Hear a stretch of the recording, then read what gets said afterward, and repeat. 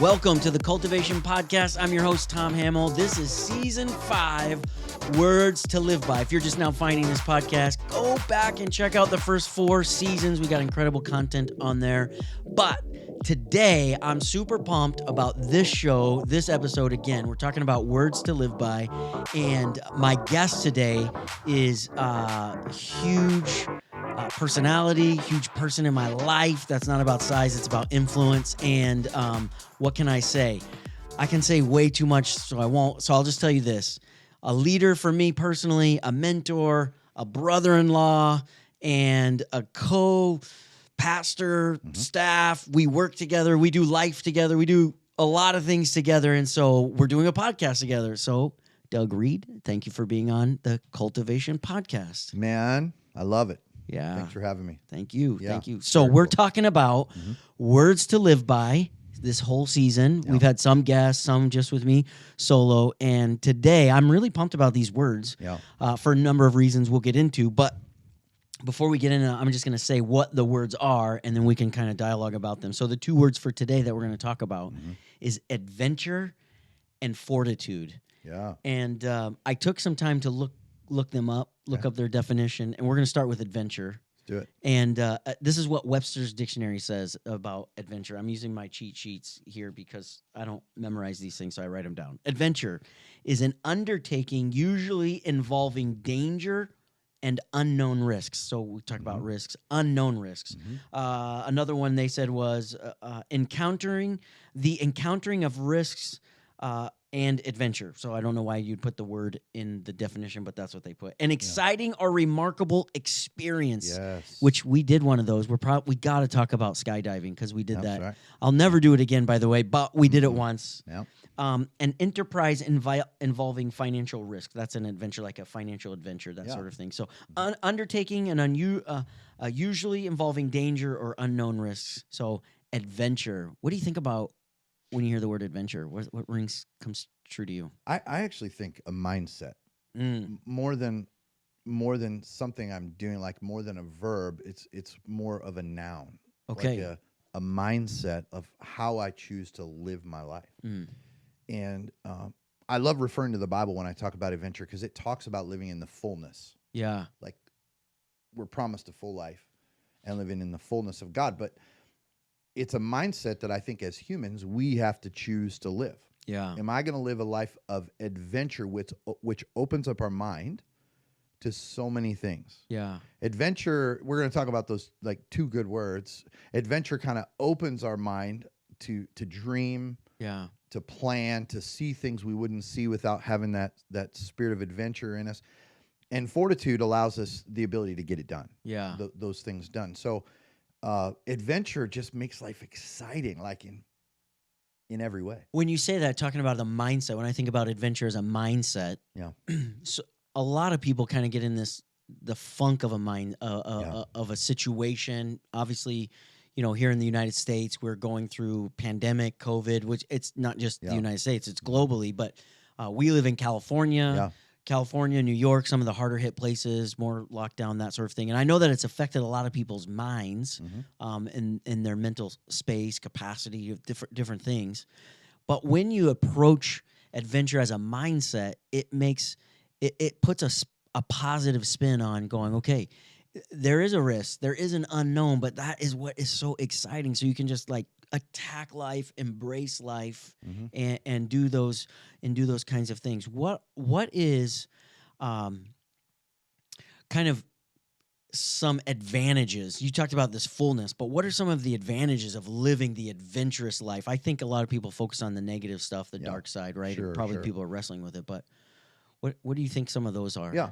Well, let's use like COVID, for example. Yeah. Like we'll know this forever. Yeah. So this thing, COVID, with an adventurous mindset, you go, what can happen? Yeah. What are the possibilities rather than the problems? Mm-hmm. What is this going to create? What are the opportunities? That's probably the best word. Yeah. What an adventurous mindset looks for the opportunities instead of just the problems, just the holdbacks. And I think our human mind naturally goes to the holdbacks. What are the things that hold me back from becoming who I've been called to be? And then an adventure mindset says, man, what are the possibilities through this? So we're watching through COVID people making millions and others losing everything. Yeah. And there are those that have found risk, because having an adventure mindset causes you to have the advantage of being willing to take risk. In the Christian world or faith world, we call that having faith, right? The faith of a mustard seed. Or, but taking risk. An adventure mindset says, I'm willing to take risks, like when we jumped out of that airplane. Yeah.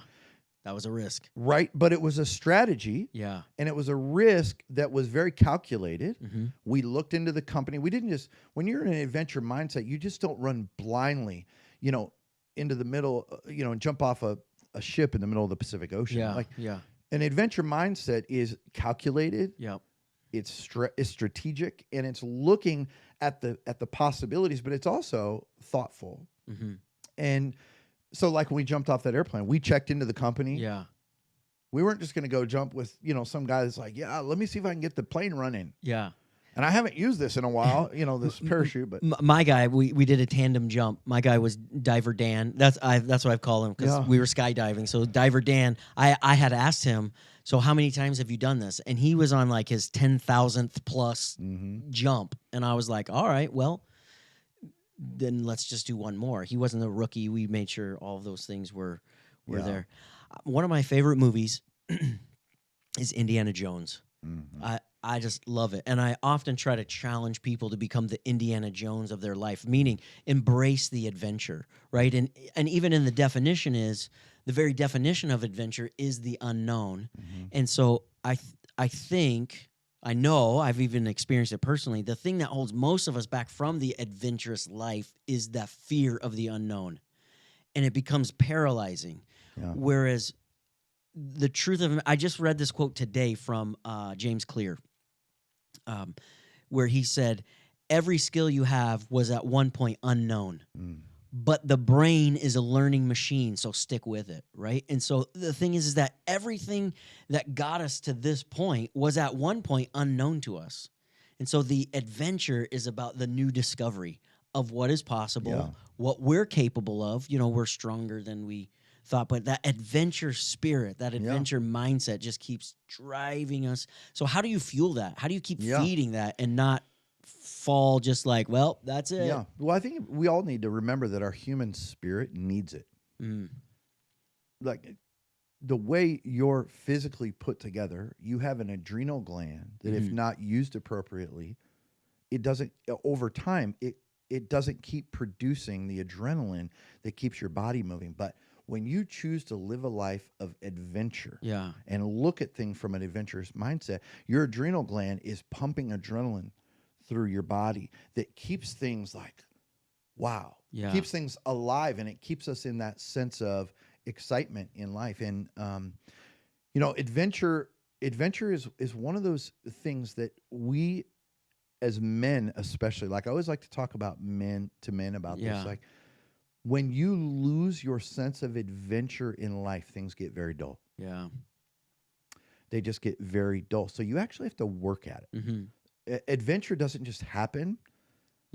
Having a mindset of an adventurous mindset, because otherwise you just fall in line with the rank and file, and you just become, I'm clocking in, I'm going to do my thing, and I'm just going to exist rather than thriving in life and enjoying life. And I just believe God has created us to enjoy this life we've been given. I think adventure is literally what adds meaning and value to life, and you can apply that literally to anything. The Jamie and I, that's your baby sister, we just celebrated 21 years of marriage, right? And so the thing that keeps us bonded, it started with the vows that we made 21 years ago, right? But we're not still banking off that, right? We've had to have this sense of adventure, of even just like still discovering each other, like our dreams, our passions, and those have evolved and changed. And obviously seasons of life with kids and all that kind of stuff come through. But it's like, it's the sense of adventure that binds relationships, keeps you engaged in your mission, your purpose, keeps you engaged at work, all of these things. In your neighborhood, it's this sense of what can we do together?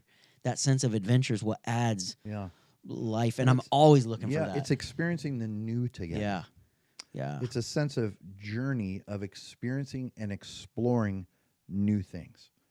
And when we lose that sense of seeing the new and discovering the new, I just think it can be super painful. I was thinking about a story that's one of my favorite stories in the Bible, and it's Jonathan, his armor bearer. Mm-hmm. And I see a lot of people that are stuck. Yeah. Especially right now. People are having to stay home or whatever, quarantine or stuck at home. And it's not just now, but it's in life. People start slowing down to the place where they just quit moving. They become sedentary and they stop accomplishing what they've been called or what they want to do. Even not just even what they've been called to do, but what they want to do. It becomes easier to be comfortable. And adventure requires that you reject comfort for new. Yeah. Because adventure means, listen, I'm going to do things that aren't comfortable. I'm going to overcome fear. But Jonathan, his armor bearer, it's the coolest story. It's much like David and Goliath. Yeah. And you always see guys that choose adventure and they choose risk end up living a life of victory. Yeah. And so Jonathan, his armor bearer, they were just tired of sitting sedentary with an entire army that was fully equipped to accomplish amazing things. And I think that's what the human race loses is the way God built us is to accomplish amazing things, every single one of us. But when we stop living and, the new, living a life that's exciting and a journey and discovering new things, and we become sedentary, we lose that purpose. Yeah. I think in my own life, there's 3 ingredients to adventure. One is that it's going to be outside your comfort zone, right? That's starting something new, which anytime we've done something for the first time, it was uncomfortable. First time we walked, it was uncomfortable. The first time we kissed a girl, it was uncomfortable or weird. The first time we drove a car, you might have done those in reverse order than how I mentioned them, but whatever, right? The first time we do anything, right? It's outside of our comfort zone. We haven't done that before. So it's going to be uncomfortable. It's going to cost us something, right? So there's risk. And then the third thing is that it's destination unknown or outcome unknown. Of how's this going to turn out? I don't know. I'm just on the journey, but I know that it's going to be awkward or tough or something outside of our comfort zone. It's going to cost us something, and the destination or outcome is just going to be unknown, and that is really what makes it adventurous. So I know that for me. So we jumped out of an airplane. We did. I've hiked Half Dome. Went to the top. I've done the same. Glaciers in Alaska. A volcano in Hawaii, which was intense. And then now I'm planning a trip to Antarctica with a group of people just to go on an adventure. And it's unknown. I don't know what it's going to be like. It's a little expensive, so I planned it far out. But I'm like, I'm intentionally doing this. You have to work at that. Yes. Like I think back of one specific situation in my life. I did the race across America on my bike where we rode our bikes 3,001 miles. And in order to pull that off was crazy planning, crazy strategy, raising money. It cost us financially, it cost us time-wise. It was just tons of things. And so I just want to encourage everybody that watches this, don't shrink back from adventure. In fact, press in to those things and go after it. And because, in fact, when you choose a life of adventure, it'll lead you to the next word. Yeah, I was just going to switch to that one. It's amazing because I finished the race across America. I pulled through. It was really funny. We finished in Annapolis, Maryland. We pulled through the finish line, and it was on a pier. Okay. And I looked at the end of the pier, and there's no railing. Okay. And so I just drove my bike right off the end of the pier. I was like, I'm going to start in one ocean and finish in the other. Right. And we just whoop right off the end into right into the ocean. And so we went from the Pacific to the Atlantic. And I had somebody, when I got out, by the way, it was not very smart to do that because there was no way to climb out. There's no ladders to climb out. So they're like, you may drown in there. But I was like, well, I'll be all right. And I got out of the water. They finally got me out of the water, and a guy looked at me, a reporter, and he said, Doug, what is the number one thing you learned? And I said, I learned how to suffer. Wow. And I feel like learning how to suffer is almost a lost art. Sure. Because when you live a life of dreams and adventure and fullness and exploration, you also have to learn to suffer. Sure. Because it's the only way you get to keep living that life. Available today, my book, The Life You're Meant to Lead. It's finally here. It's finally available. You can get it from Amazon. You can get it from our website, ourcultivatedlives.com. We got it in the tree version. We got it in the e-version. We got it in the audio version where I read the book by the author, The Life You're Meant to Lead, a powerful tool. Pick up your copy today. Wow, so good. So our word is fortitude. Yeah. Definition of that one, because I looked it up. Yep. Strength of mind that enables a person to encounter danger and bear pain or adversity with courage. That's right. Right? The strength of mind to enable a person to encounter danger or bear pain or adversity with courage. And it's what you talk about with suffering. Honestly, the people that we celebrate are the ones who have victory over suffering. It's the truth. Yeah.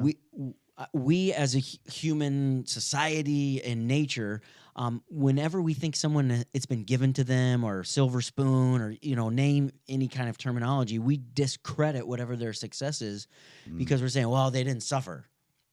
So any celebrity that you want to think or popular figure that you want to think, it was like, oh, that's daddy's rich girl, that's daddy's rich boy, whatever. Of course, they were going to be successful as handed to them. Right. But the people we celebrate are the ones who have the fortitude to go through the suffering. That's the truth. And so it's just so incredible that we ourselves don't want to suffer. I don't wake up every day and go like, how can I suffer today? Yeah. Right? We want to avoid it, but yet that is literally the thing that brings significance and impact. Well, I mean, just so think about anything in life. If I want to be a runner, if I want to run a marathon, I have to suffer. If I want to lift, if I want to be able to bench press 350 pounds, I'm going to suffer to get to that spot. Right. If I'm going to become a doctor, I'm going to spend 10, 15 years getting everything I need to become a doctor. I mean, anything that means anything requires suffering. And I think the thing that's interesting about the word fortitude is it's something that's earned, not given. So like you don't inherit fortitude. Sure. Right. Now, your family may be good at enduring, like have that. I look at fortitude the way the Webster defines it so well, but in like more normal guy terms, I look at it in terms of like grittiness, mental toughness, where when things get hard, I get harder. Yeah. When things get tough, I choose, or whoever it is that has fortitude chooses to get even tougher, to stand up in the moment. And it's fun. Again, right now we're seeing that in the world that we live in. With people. The thing about we've both done trips, not necessarily together, but to the Middle East region, Lebanon, Turkey, Israel, right? All those places. And the thing about those Roman arches that are still standing to this day is that it's actually the weight and pressure on them that give them the strength to still be standing after 2,000 plus years. That it's actually the weight and the pressure that's put on them that gives them the fortitude to still be standing. And yet every time I look at those columns and, you go through what used to be old marketplaces, or I've been through Ephesus where there's still buildings standing and all those kinds of ruins, if you would call them that. And you go, wow, this is still standing because the weight or the pressure is what's made it through. Isn't that good? Another way to look at that too is the tension in life. Like how often do we see someone that has won a lottery or inherited tons of money accomplish what they want to accomplish? Rarely does that happen. Very rarely. Because the guys that earn the millions always get special things done because they had the fortitude and they had to earn it, and they built all these muscles in their life that you don't by just having something handed to you. Yeah. So fortitude is gained so that we can accomplish adventure when I put a few key things down here. Like, how do we develop I was getting ready to ask that question. How do we develop? How do we fuel ourselves with fortitude? Yeah, and so number one, we have to be willing to fail. Like fortitude, when we push forward, we live it. First, it starts with going, okay, I don't need fortitude if I don't live an adventurous lifestyle. Yeah. So I start with going, I'm going to live an adventure, and part of having fortitude is knowing that at times you'll fail. Yeah. But John Maxwell said, fail forward. Yeah. I always loved that. He wrote a book that was ingenious, but it talked about how we'll fail 10 times to every one time we'll succeed, and we always learn more when we fail than we win. The second one is to develop fortitude. Only just try to control the things that are controllable for you. Focus on the controllables. How many times do we focus on things we can't control? Yeah, and we lose time. Yep. And fortitude says, I will focus on what I can control. Yeah. Instead of worrying about, like, how many people in our world right now in the situation we're in are spending all day long watching the news, being consumed by everything going on in the world, and have zero control in it. Yeah. Most people are paralyzed by that fear of things they cannot even control. Yeah. The third one is make sure the people that influence you have the mindset that you want, have that grittiness and that a tough mindset, that they're not just easily moved. And I think that's one of the things we've enjoyed over the years, Tom, is watching your mental mindset grow. My mindset grow as we have followed the passions God has given us. Yeah.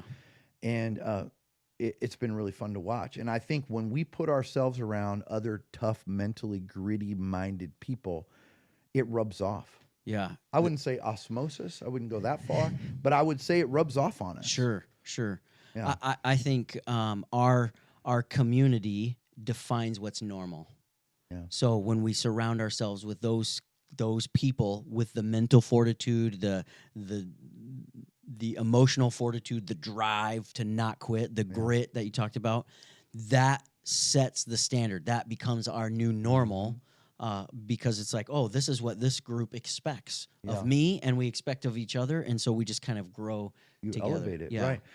Yeah, and so the next key, I believe, to developing fortitude in our lives is not just overcoming fear, but learning from fear. Yeah. That emotion that comes into our life of fear is not something to just be discounted and forget about it, but learn from it. You still, because when fortitude will allow you with an adventurous spirit to overcome fear, but don't just run by it so that the next time you face that same fear, you have the same reaction. Learn from your fear. That's where fortitude is developed in amazing ways. Because next time you look at it, you'll go, that's not scary. Yeah, sure. Like jumping off the high dive or swimming in the deep end or whatever the case is. Yeah. And going back to the Webster's dictionary where it says fortitude is the strength of mind that enables a person to do it with courage, meaning that the courage isn't the absence of fear, it's moving forward with action in light of or under the capacity of fear. I know that for me, I'm a public speaker, as are you. There is this like tinge of fear. I want to throw up every time before I speak, all that kind of stuff. And it's like, but I know that when I get into it, that's where I come alive and I'm doing what I'm supposed to do. So it's not that I do this because I'm not afraid. I just push through that and allow that fear to fuel with the fortitude of going, I'm going to do this with even more passion.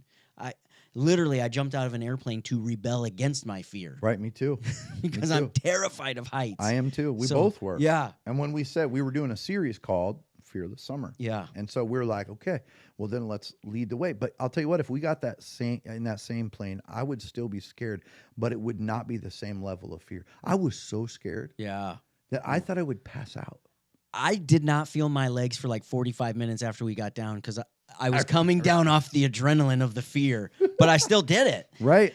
And I went big, right? Go big or go home. And I was like, I'm hiring all the paparazzi to follow me. Me too, yeah. I'm going to post it on my social media if you're watching this. I'm going to post this probably on the YouTube channel or whatever because there's video footage because I was like, either I'm going to die, the fear part, or I'm never doing this again. So I'm like, I captured as much footage as I could of me doing it just so that everybody knows. Yeah. Yeah, I did it. Isn't that amazing? Yeah. Well, so I'll just give you a couple more thoughts, because I think these next two are huge. Number one, expect adversity. Yeah. Fortitude expects adversity and challenges. Yeah. Otherwise, it's not worth doing.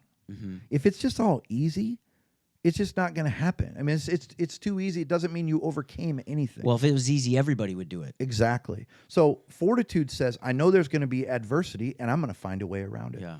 The next one is, don't be easily offended. This one is actually huge, because we let other people dictate the outcome of our adventures. Yeah. Instead of saying, no, this was my plan, and I know maybe, you don't like what I'm doing, or you don't like me, or you don't like the way I spoke. You don't like what I said on Sunday, right? So we got to ask a couple of questions. Number one, is this a source I should be listening to? Yeah. We should always, when someone offends you and you feel it, that feeling like, is this going to adjust my course right now? We should ask two questions before we allow it to adjust this. Is this a credible source? Yeah. And number two, are they speaking truth? And this is the hard one. Because if they're speaking truth, then we should listen, learn, and keep going. Yeah. But if we go, they're not credible, then we keep going and we don't even listen. Mm-hmm. If we go, yeah, they're speaking truth, and I'm going to adjust my course, but I'm still going to keep going. Or we go, actually, that's not true, and I keep going. Yeah. But instead of taking it personally and letting it stop our course, this happens especially in the church world. Sure. Yep. Churches are raised and fall based on people's offense all the time. I think part of the adventure and the fortitude is that we have to dare to be misunderstood. Yeah. I mean, that's part of the adventure, and that's okay. Not everybody has to get me. Not everybody has to get where I'm going or what we're doing, and that sort of thing. It's fine. I'm not in it for popularity contests, and we're not in it. But giving yourself permission to be misunderstood means you can just easily let go of offense. Oh, it's okay. You don't understand, or that person doesn't understand, or and to also to come to grips with the reality that some people are in our lives only for a season. That's right. And that's hard. It is hard. Our humanity wants to please people. We want to be connected to people. Depending on your personality type, some more than others. Sure. And that's what we use the statement a lot. We've used it a lot, where it says, I'm going to live out my life based on what I know, not what I feel. Yeah. I'm going to live forward based on what I know, not based on what I feel. Yeah. And I think for me, that's been a freeing aspect. And then I'll finish with this last one. Do it afraid. Do it afraid. Do it afraid. That's so good. Yeah. You brought some great stuff today. I've had a great conversation. But before we wrap, how can we find you? How can people find you? Yeah. Let's talk about Doug Gretchen in the morning. Yeah. And what you Gretchen is his wife, by the way. My sister-in-law. So how do we find you? Where do we go look? Where's your stuff? Yeah. So I'm obviously on the Facebooks and Instagram and Twitter and all those things. Just at Doug Reid. Yeah. You can find REID. And then Gretchen and I do a morning show every day at 7:14 called Doug and Gretchen in the Morning. And it's really designed around getting our minds right every day. That's the whole purpose of the show. And today, in fact, this week, tomorrow will be one day 195 in a row, the 195th episode. And we're celebrating 200 days next Friday. And then obviously the church I pastor is called Coast City Church. And Tom, you're one of our speaking pastors there. And you can go to coastcitychurch.com and see everything. It's awesome. Thanks for being on today. I appreciate it. Yeah, my privilege. Yeah. Make sure you check out Doug on his social media stuff. Again, that's at Doug Reid. And check out the Doug and Gretchen in the morning. It's hilarious. It's a riot, and it is the best way to start off your morning. And I love that final statement that he said, do it afraid, right? So thanks for joining us for this episode. Hey, would like to ask you, would you hit the share button? Also, we would love for you to hit the subscribe button so you don't miss out on any of the incredible content that we have coming or that has already come out, so you can get those notifications. And finally, I would say, we would love to hear from you. How are you living an adventurous life with fortitude? So if you put that in the comments, we read those, we check those, we respond to those, because that is how we live the cultivated journey.